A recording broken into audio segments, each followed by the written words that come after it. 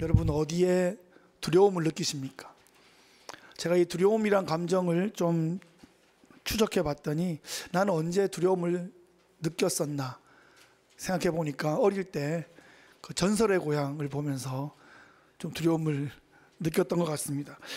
시골 교회에 살 때였는데 사택이어서 한 5m 앞에 교회가 있는데 교회 마당에는 감나무가 있고 이렇게 조금 내려가면 장로님 댁이 있는데 그 사이에 우물이 있었습니다. 그런데 전설의 고향에는 보면 우물이 있고 감나무가 있으면 거기에 이제 일찍 죽은 처녀가 하얀 소복을 입고 막 칼을 물고 달빛에 서가지고 이렇게 막 있는 장면이 거의 매번 나왔거든요. 사실은 이제 그 하얀 소복 안에 내복 입고 이제 카트 하면 컵라면 먹으려고 준비하고 있을 텐데 하여튼 그 눈이 브라운관에 딱 마주치면 막 여동생 3명이 이제 소프라노로 꽉 소리를 지르면 제가 동생들 다 녹여야 되는데 제가 더 막 오두방정을 떨곤 했습니다. 그런데 그러면은 뭐 TV를 꺼버리면 될 텐데 안 끄고 이렇게 눈을 빼꼼히 내서 또 보잖아요. 그건 그 스릴을 좀 즐기는 것 같다 이런 생각이 들어서 뭐 진짜 두려움은 아닌 것 같고요. 뭐 그런 거 비슷한 게 있다면 이제 롤러코스터 탈 때 타기 전에 긴장하고 타면서 소리 지르는데 내리면 또 줄 서잖아요. 그런 거는 진짜 두려움은 아닌 것 같습니다. 정말 두려움은 공포증이라고 하죠. 영어로 뭐 포비아 뭐 이렇게 얘기하는데 많은 사람이 있는데 가면 공포를 느끼는 광장 공포증도 있고 다친 곳에 가면 두려움을 느끼는 폐소 공포증도 있고 고소 공포증, 비행 공포증도 있고 동물 공포증도 있습니다. 저는 그래서 뭐 사자나 호랑이 같은 거 두려워하나 싶었더니 고양이도 무서워한대요. 그 동물 공포증은 저는 그런 건 없는 것 같습니다만 요즘 MZ 세대는 전화 공포증이 있대요. 텍스트에 익숙한 세대라 영상이 익숙한 세대라 전화가 오면 막 이렇게 좀 긴장하고 요즘 뭐 영어로도 콜 포비아라고 있더라고요. 뭐 이런 거는 어떤 특정한 상황에 또 반응하는 특별한 두려움인데 일반적으로는 내가 가진 것을 잃어버리는 데 대한 두려움들이 있습니다. 평판이나 인기를 잃어버릴 것에 대한 두려움. 특히 뭐 사람들의 지지나 인기를 먹고 사는 연예인들이 그런 경우가 많은데 그래서 그런 걸 잃어버릴 때 또 극단의 선택을 하기도 하고 거짓으로 해명하다가 제기를 못하는 경우들도 있고 뭐 그렇습니다. 요즘은 연예인만큼은 아니어도 뭐 개인 방송들도 있고 개인 소셜 미디어도 있고 SNS가 있고 그래서 그런지 요즘 개인들도 자기의 평판이 깎이는 거에 대한 두려움들이 있습니다. 그래서 자신을 막 보기 좋게 포장하기도 하고 뭐 거짓으로 꾸미는 일들이 너무나 자연스럽고 일반적입니다. 그런데 정말 우리가 두려워해야 할 건 뭘까요? 하나님 앞에 결산할 때입니다. 하나님 앞에 섰을 때 내가 너를 모른다 할까 하는 것에 대한 두려움입니다. 오늘 본문에 근거하면 하나님의 안식에 들어가지 못할 것에 대한 두려운 마음이죠. 사실 이런 두려움은 좋은 두려움이라고 할 수 있습니다. 뭐 굳이 좋은 두려움, 나쁜 두려움으로 구분해 보자면 좋은 두려움입니다. 뭐 공포스러운 두려움이라기보다는 간절함에서 나오는 표현이라고 볼 수 있으니까요. 신자는 어찌 보면 이런 두려움을 가져야 합니다. 이것은 믿음이 없어서 생기는 두려움이 아닙니다. 믿음이 있기 때문에 생기는 좋은 두려움이죠. 오히려 믿음이 없는 사람은 더 담대합니다. 뭐 눈에 보이지도 않는 하나님 믿으라 그래. 내 주먹을 믿어. 뭐 내 돈을 믿어. 내 네트워크를 믿어. 뭐 말은 안 해도 속으로 그렇게 생각하고 있을지 모르겠습니다. 믿음의 확신을 가지는 것하고 하나님의 임재의 상실에 대한 두려움은 다른 말이 아닐 수도 있습니다. 히브리서의 저자는 이 구약 성경과 구약의 역사를 잘 알고 있는 유대인 그리스도인들에게 하나님의 임재에 꼭 붙어 있어라 라는 강력한 권면의 편지를 지금 쓰고 있습니다. 이 편지를 받는 사람들은 핍박과 유혹과 고난의 직면에서 내가 지금 예수 그리스도의 복음을 받았는데 이 복음을 그냥 놔버릴까 하는 그 유혹에 직면해 있는 사람들이었습니다. 우리가 지금 오늘 이 히브리서를 받고 있는데 우리는 유대인도 아니기 때문에 유대교로 돌아갈까 이런 고민은 아니겠지만, 오늘날 우리에게 적용해 본다면 우리가 예수를 믿게 되었는데 그만 좀 놔버릴까? 그냥 세상으로 좀 돌아가 버릴까? 좀 편하게 살까? 눈치 그냥 안 보고 살아버릴까? 라는 그런 유혹인 거죠. 여러분은 천국에 대한 확신이 있으십니까? 하나님 앞에 결산하실 그 순간을 준비하고 있습니까? 오늘 히브리서 본문으로 한번 들어가 보겠습니다. 오늘 본문은 좀 길게 읽었는데 안식이라는 주제를 계속 끌고 가고 있습니다. 성경에서 처음으로 안식이 어디에 나옵니까? 창세기 2장 1절로 3절 말씀. 천지와 만물이 다 이루어지니라. 하나님이 그가 하시던 일을 일곱째 날에 마치시니 그가 하시던 모든 일을 그치고 일곱째 날에 안식하시니라. 하나님이 그 일곱째 날을 복되게 하사 거룩하게 하셨으니 이는 하나님이 그 창조하시며 만드시던 모든 일을 마치시고 그날에 안식하였음이니라. 하나님께서 창조의 일을 마치시고 일곱째 날에 안식하셨습니다. 여기서 안식한다는 말은 힘들어서 쉰다는 뜻이 아니라 마쳤다, 완성되었다라는 의미입니다. 첫날부터 계속 저녁이 되면 아침이 되니 이는 몇째 날이니라 그렇게 계속 해왔는데, 일곱째 날에는 이 표현이 없어요. 그 말은 일곱째 날은 다 마치고 안식하고 완성되었고 그것이 앞으로 계속될 것이라는 얘기거든요. 이런 표현을 신학적으로 종말론적인 표현이다라고 합니다. 이 좋은 상태가 계속될 것이다 라는 겁니다. 그런데 그 안식이 영원했습니까? 평화로웠던 에덴, 안식이 있었던 에덴에 소란스러운 일이 벌어졌습니다. 에덴 동산에 하나님의 음성이 들립니다. 아담아, 네가 어디 있느냐? 하나님이 찾고 계십니다. 그때 아담과 하와는 무화과 나무 잎으로 치마를 해가지고 나무들 사이에 부끄러워 숨어 있었습니다. 내 뼈 중에 뼈요, 내 살 중에 살이다 그러더니 서로 부끄럽고 서로 비난하고 하나님은 두려워하고 하나님께 대들고 변명하고 그러고 있습니다. 에덴에 죄가 들어왔습니다. 그래서 안식과 평강이 깨어지게 되었습니다. 아담은 땀을 흘려서 평생에 일하며 가족을 부양해야 되는 책임을 갖게 되었고, 하와는 해산의 고통과 가정을 섬기며 인내해야 되는 책임을 또 갖게 되었습니다. 결국 아담과 하와는 하나님의 임재의 상징인 에덴에서 추방되게 되었습니다. 에덴을 떠난 인간은 하나님의 임재를 사모하고 또 안식을 갈망하는 그런 존재가 되었습니다. 그들의 양심과 그들의 영혼이 큰 데미지를 입어서 하나님을 바로 인식할 수 없게 되었기 때문에 그 마음에 있는 종교의 씨앗을 활용해서 나무와 돌과 각종 자연물에 자신들의 영혼을 투영하면서 우상을 만들어 섬기기 시작했습니다. 그 우상들을 섬기는 그 신전, 그 우상을 섬기는 문화, 그것이 문명이 되어서 우리에게 전해져 오고 있습니다. 그런 인간의 문명들 속에는 겉모습은 대단해 보일지 모르지만 하나님의 임재는 없습니다. 진정한 안식은 그곳에 없습니다. 하나님은 이 안식을 놓쳐버린 이 인류에게 안식을 다시 주기를 원하셨습니다. 그래서 갈대아 우르라는 그 우상이 가득 찬 그 도시로부터 한 사람을 이끌어내셔서 그 가족을 가나안이라는 곳으로 인도하셨고, 그 땅을 앞으로 너의 후손에게 이 땅을 주겠다 하셔서 그 땅이 약속의 땅이 된 것입니다. 프라미스 랜드.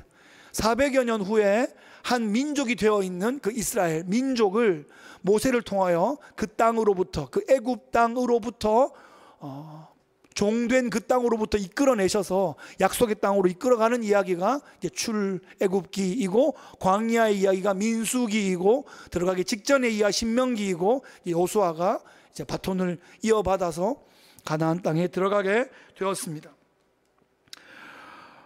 여호수아의 이름 뜻이 구원자라는 뜻이고, 그 히브리어 여호수아의 이름이 헬라어 예수의 이름과 같은 뜻이어서 예수님이 여호수아와 같은 이름, 구원자라는 이름을 갖게 되었습니다. 그래서 예수님은 여호수아가 하고자 했던, 하나님께서 여호수아를 통해서 하시고자 했던 그 일을 진정으로 완성하시는 분이 된 것입니다.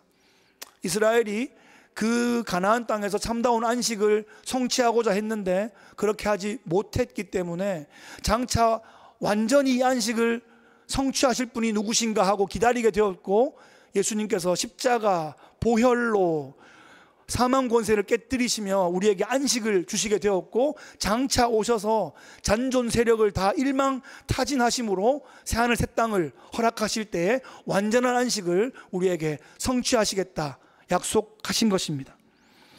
요약하자면 안식은 창조의 완성을 의미하고 가나안 땅에 입성하는 것이 안식의 모형인데, 예수님께서 그 안식을 십자가로 완성하신 것입니다.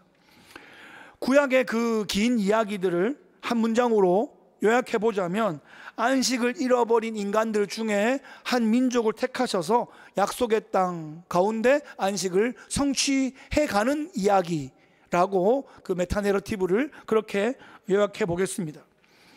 하나님께서 이스라엘 백성을 통해서 에덴에서 상실했던 그 안식을 성취하는 예를 보여주시고자 했던 것입니다. 그런데 그 이스라엘은 하나님이 주시고자 하시는 그 안식을 온전히 성취했습니까? 그렇게 하지 못했다는 게 오늘의 이야기입니다. 3장 9절 말씀에 한번 보시면, 거기서 너희 열조가 나를 시험하고 증험하여 40년 동안 나의 행사를 보았느니라. 거기서는 광야이고 너희 열조는 광야 이스라엘 백성들이죠.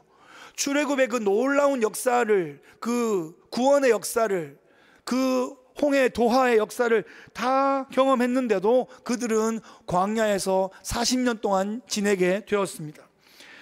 광야는 어떤 면에서는 하나님의 임재의 상징이고 임재의 현장이고 기적의 연속이었는데, 또 어떤 면에서는 불신과 반항과 불순종의 징계의 결과인 면이 동시에 있는 것입니다.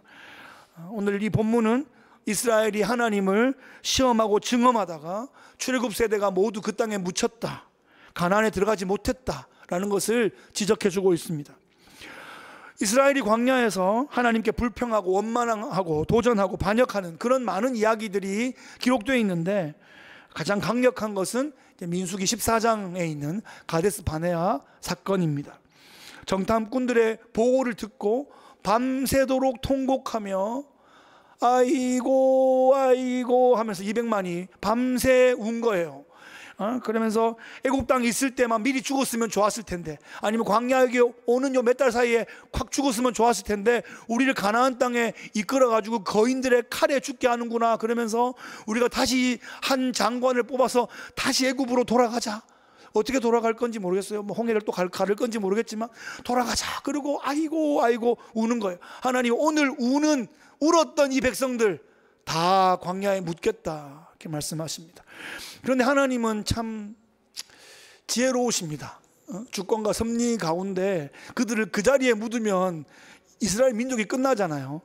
40년 동안 똑같이 장정 60만이 그 다음 60만을 이루어내도록, 이 민수기가 넘버스인데 출발할 때 인구를 세고 마칠 때 인구를 셌는데 똑같이 거의 60만이 나왔단 말이죠. 세대를 바꾸셨던 것입니다. 여하튼 그 밤에 두려워하며 하나님 불신했던 백성들은 가나안에 들어가지 못했다, 하나님의 안식에 들어가지 못했다라고 기록해 주고 있습니다. 오늘 본문 4장 2절에 보시면, 그들과 같이 우리도 복음 전함을 받은 자이나 들은 바 그 말씀이 그들에게 유익하지 못한 것은 듣는 자가 믿음과 결부시키지 아니함이라. 여기서 그들은 광야 이스라엘 백성이고 우리는 히브리서의 독자들이며 동시에 오늘 우리들이라고 할 수 있습니다. 출애굽 세대에게 복음은 약속의 땅 가나안이었습니다. 우리에게 복음은 그리스도의 십자가입니다. 들었는데 그 복음에 내 믿음을 결부시키지 못하니까 그것이 성취되지 않았다 하는 거죠.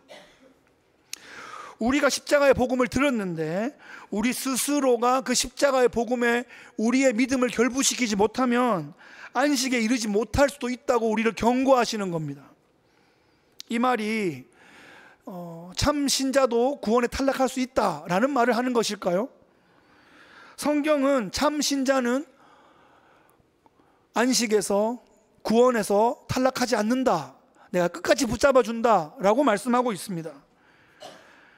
아무 생각도 없는 사람, 구원에서 탈락되는 것이 두렵지 않은 사람은 어찌 보면 성도가 아닌 겁니다. 내가 구원에서 탈락하면 어떡하나 라는 그 마음이 있는 사람이 오히려, 이게 반어적인 것 같지만 오히려 참 성도일 가능성이 높습니다. 그래서 혹시 그런 마음이 드시는 분들은 십자가 복음을 더 단단히 붙잡으시기 바랍니다. 3절 첫 문장만 한번 보시면, 이미 믿는 우리들은 저 안식에 들어가는도다. 아멘. 아멘. 히브리서의 저자는 우리는 이미 복음을 믿고 있기 때문에 저 안식에 들어간다 이렇게 말하고 있어요. 이런 말씀을 꽉 붙잡고 아멘 하셔야 되는 겁니다. 뭐 믿다가 탈락됐다라든지, 뭐 믿었는데 중간에 못 들어갔다라든지, 뭐 그럼 어떻게 되는 거예요? 뭐 여기에 반항하라는 얘기가 아니라, 믿는 우리는 안식에 들어간대잖아요. 이 말씀을 꽉 잡고 아멘 하면 됩니다. 그것이 아멘 되는 사람은 성도라 이 말이에요. 믿는다라는 것은 과거의 어느 시점에 과거형으로 끝난 것이 아닙니다. 현재적으로 내가 계속 믿어오고 있다는 그런 말씀이에요.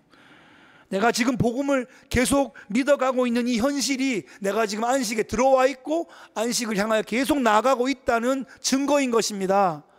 믿습니까? 아멘입니다. 여러분, 안식을 누리시기 바랍니다. 이 말은 예수를 나의 구주와 주님으로 내가 믿고 있냐, 고백하고 있냐라는 질문입니다. 예수님이 안식의 주인이시고 안식의 완성자이시고 안식의 종결자이시기 때문입니다. 히브리서는 신약에 있는 성경 중에는 가장 어렵게 느껴집니다. 히브리서와 요한계시록이 양대 산맥인데, 계시록은 환상이 많아서 어렵고 이 히브리서는 내용 자체가 좀 어렵습니다. 이게 왜 어렵냐면, 이 편지를 쓰고 있는 사람이 구약의 전문가예요. 그리고 이 편지를 받는 사람이 구약 역사가 자기 역사예요. 그러니까 능수능란하게 구약의 이미지와 사건들을 막 끌어오고 있고, 듣는 사람은 아하 하고 듣고 있기 때문에, 우리는 이방인이라 또 뭐 예수를 믿고 있지만 구약 역사 자체가 그렇게 익숙하지 않아서 좀 어렵게 느껴지는 거고, 이제 그런 게 좀 없이 얘기하는 다른 성경 편지들은 조금 더 상대적으로 쉽게 느껴집니다. 지금 히브리서 저자가 제일 많이 쓰고 있는 그런 이미지가 구약의 이 출애굽 사건, 그리고 레위기의 제사, 그리고 대제사장, 뭐 이런 상징 아닙니까? 그래서 이것을 조금 우리가 익숙해진다면 여기에 그러면 히브리서만큼 구원에 대해서 확실하게 증명하고 있는 성경도 없는 겁니다. 이 히브리서는 예수님을 완벽한 대제사장으로 그렇게 표현하고 있습니다. 첫 대제사장은 모세의 형인 아론이었죠. 아론에게 기름 부어서 그를 대제사장으로 세우셨을 때, 우리가 그 시편 133편에서도 본 것처럼 그 머리에 부은 보배로운 기름이 수염을 타고 옷깃에 흘러서 쫙 만방에 흘러가는 그런 대제사장 이미지를 보지 않습니까? 그 대제사장의 이미지가 사실 예수님께서 오셔서 완성하실 것에 대한 예표였던 거고, 인간 대제사장은 약했습니다. 그래서 자기의 죄를 위해서 소 한 마리를 잡아야 됐고요, 그리고 온 백성을 위해서 또 소 한 마리를 잡고, 그래서 1년에 한 번 대속죄일에 두렵고 떨리는 마음으로 막 허리에 막 줄을 묶고 발에 막 종을 막 달고 달달달 떨면서 그 휘장을 열고 지성소에 들어갔습니다. 거기에 피를 뿌리고 1년에 한 번 대속죄일에 들어가는 그런 것이 인간 대제사장이었는데, 우리의 완전하신 대제사장 예수님은 완벽한 대제사장으로 자기의 몸을 흠없는 그런 제물로 하나님께 영원히 단번에 드리심으로 휘장을 찢고 지성소를 향하여 완벽하게 낸 길을 우리에게 허락하신 겁니다. 은혜와 긍휼을 우리가 그 자리에서 얻게 되는 거죠. 16절 말씀에 보시면 유명한 말씀입니다. 함께 읽어보겠습니다. 시작. 그러므로 우리는 긍휼하심을 받고 때를 따라 돕는 은혜를 얻기 위하여 은혜의 보좌 앞에 담대히 나아갈 것이니라. 아멘. 이 은혜의 보좌가 어디 추상적인 얘기가 아니라 그 지성소 안에 있는 그 스랍들이 이렇게 날개를 모으고 있는 바로 거기를 시은소라고 하고 은혜의 보좌라고 합니다. 지성소 안에 있는 언약궤를 말하고 있는 거예요. 대제사장밖에 못 들어가던 그곳이 이제 휘장이 찢어지면서 우리가 왕과 같은 제사장이 되어서 하나님의 은혜와 긍휼을 얻기를 원할 때마다 항상 그 은혜의 보좌 앞에 나아갈 수 있게 된 것입니다.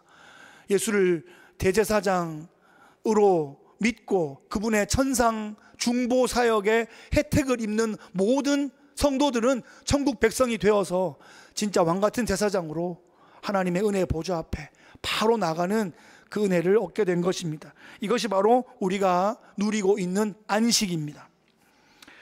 다시 한번 묻습니다. 여러분은 진실로 안식을 누리고 계십니까? 기도하며 하나님께 바로 나갈 수 있는 사람은 그 안식 관계가 형성이 된 것입니다. 성령께서 우리에게 날마다 감동적인 확신을 주시기를 바랍니다. 이것을 뭐 어거지로 믿습니까? 믿습니까? 이렇게 윽박질러 되는 것이 아니에요. 성령께서 내 마음을 어루만지시고 감동시키셔서 기름 부어주셔서 내가 하나님의 은혜의 보좌 앞에 항상 나아갈 수 있는 천국 백성이 되었구나. 그것이 우리가 누리는 안식이라는 말입니다. 지금 이 시간, 예배 시간, 이 시간 말씀이 선포되는 이 시간에 안식을 누리는 사람들은 어떤 사람들이냐? 편하게 눈을 감고 이렇게 쉬는 분이 안식을 누리는 게 아니고 지금 이 시간에 귀가 열리고 마음이 열리고 그 말씀에 집중하는 사람이 안식을 누리는 사람인 줄을 믿습니다. 아멘. 말씀에 집중하고 그 말씀에 순종하고자 하는 그 마음이 안식을 누리는 사람의 특징이라는 겁니다. 말씀에 집중이 안 되는 경우는 내 영혼이 지금 안식하지 못하고 있습니다라고 표현하는 것일 수 있습니다. 내가 예수님을 믿고 있지 않은 건지, 아니면 믿다가 낙심한 건지, 아니면 믿는데 지금 영혼이 조금 혼미한 건지 우리가 점검을 해야 될 것입니다. 다시 한번 말씀드리지만 이 안식을 누리는 자는 말씀의 능력을 경험하는 사람입니다. 그 말씀이 때로 나에게 부담이 되지만 그 말씀의 능력을 경험하는 사람이에요. 여러분들이 히브리서 이 어려운 말씀 중에도 잘 보면 성경책에 형광펜으로 막 줄이 막 쳐 있으면서 요절로 암송했던 구절이 오늘 있습니다. 12절 13절 말씀 같이 한번 읽어보겠습니다. 시작. 하나님의 말씀은 살아있고 활력이 있어 좌우의 날선 어떤 검보다도 예리하여 혼과 영과 및 관절과 골수를 찔러 쪼개기까지 하며 또 마음의 생각과 뜻을 판단하나니 지으신 것이 하나도 그 앞에 나타나지 않음이 없고 우리의 결산을 받으실 이의 눈앞에 만물이 벌거벗은 것 같이 드러나느니라. 아멘. 우리가 그냥 줄치고 막 외웠지만 이것을 머릿속에 영상으로 떠올려 보면 쉬운 게 아닙니다. 지금 의사 앞에 쫙 누워가지고 지금 막 온갖 도구들, 수술 도구가 다 나와가지고 가르고 열고 막 땡기고 자르고 헤집고 그렇게 하고 있는데 내 영혼을 꺼내놓은 거 아닙니까? 말씀이 그런 수술 칼이 되어서 나를 막 열고 헤집고 하는 거 앞에 내가 노출되어 있다는 겁니다. 말씀이 우리의 영혼을 향하여 그렇게 한다는 거예요. 말씀이 우리를 살리는 것 같죠? 일단 죽여놓고 살리는 겁니다. 말씀의 칼이 우리의 영혼을 해부한다는 말이에요. 그 앞에 우리의 영혼을 끄집어내 놓는 거예요.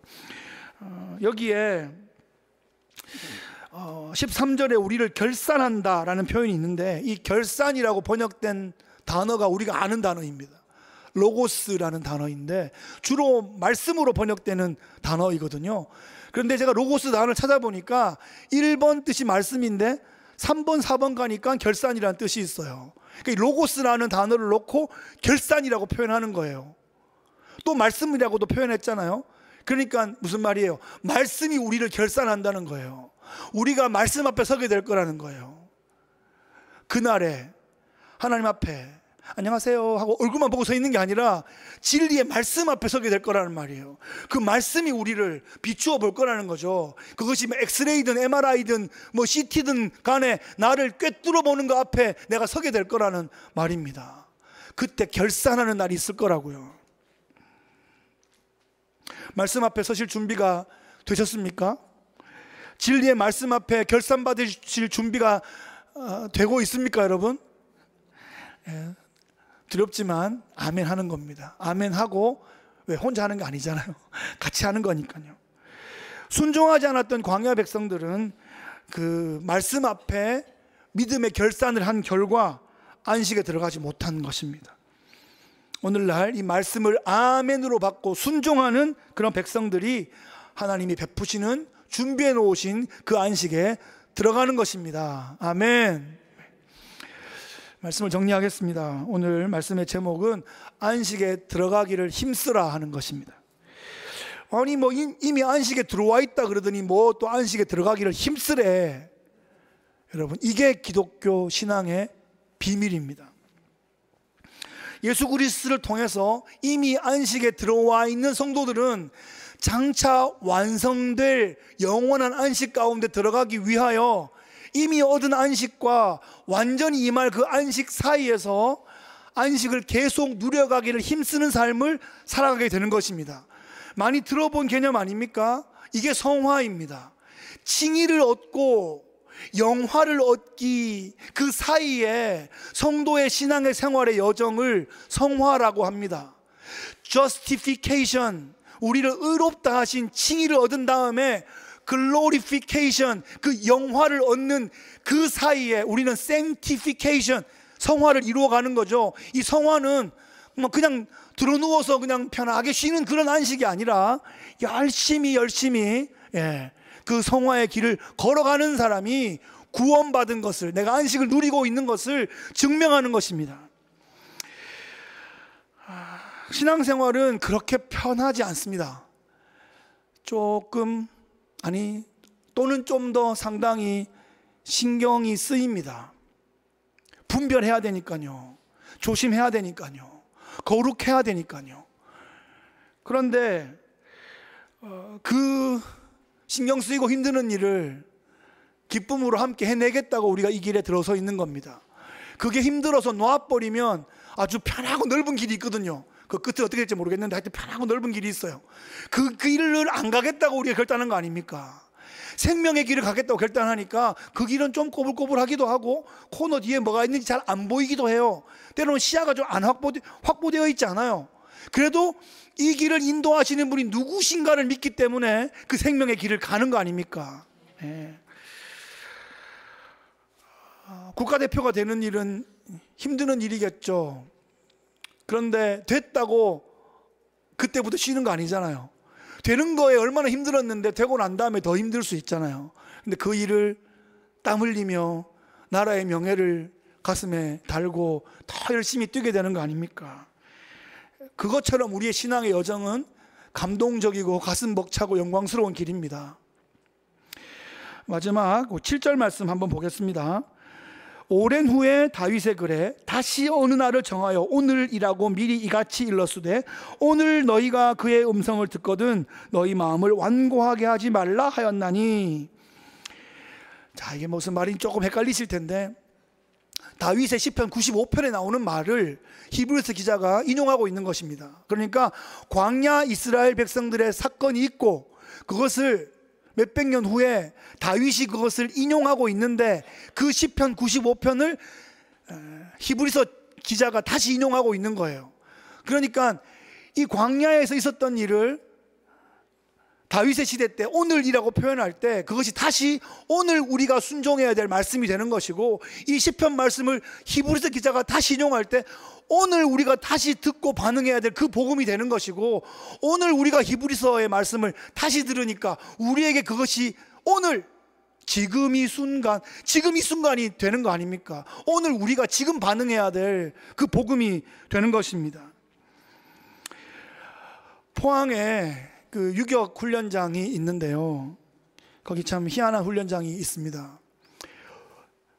포항 외곽도로라서 큰 덤프 트럭이 막 쌩쌩하고 지나가는 그 포항 외곽도로 그 길 위로 외줄이 이렇게 하나가 놓여 있습니다.